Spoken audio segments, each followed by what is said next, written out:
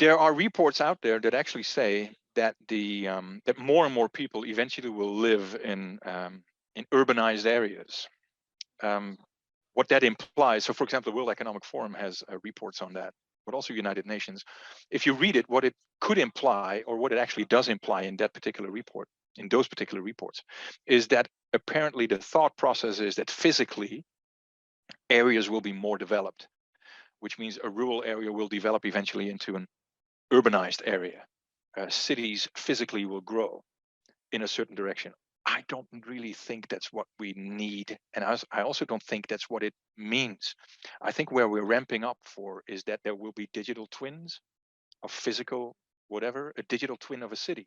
So as a person living in a residential area, in the example that I mentioned earlier of the rural area, right? There's budget for an infrastructure to have a school bus drive. End of the budget is end of the physical highway. And now we need to run 5 or 6 miles before we reach our community, which is 20, 30,000 people still. To include them, we can give them a digital identity.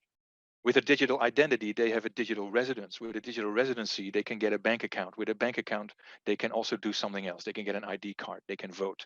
They can get insurance for health and so on and so forth. That is the core important part of urbanization that I think, the digitalization of urban development. So what I mean by that is I don't think, of course, cities will expand and cities will grow physically, but I think the digital version of those cities will expand and grow faster and more high up.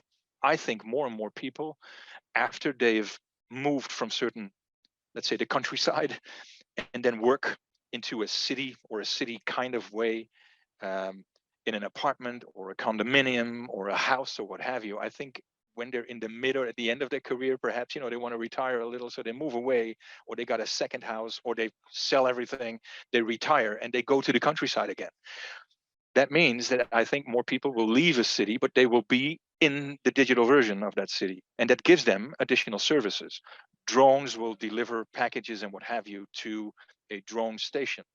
Medical packages, whatever you buy on eBay or Amazon will be dropped or delivered like that, or in a certain way. The whole backend infrastructure will be completely digitalized. Another thing that I see going on in cities is the green component, vertical farming, vertical forests, vertical parks on the top of a roof, that sort of thing, and that kind of idea. The digitalization of backend information systems and services and processes.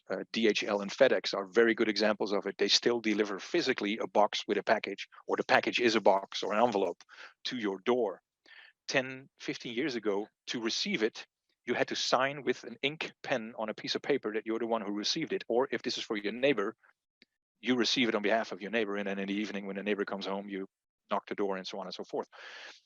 Today, physically speaking, you still get the box, the cardboard box or whatever you ordered. But the way of approval is maybe your fingertip or a face scan, or it's your finger on a digital device that the mailman has. So the whole backend information system is so efficient, so digitalized, so unmanned almost when it comes to cars that goes back and forth.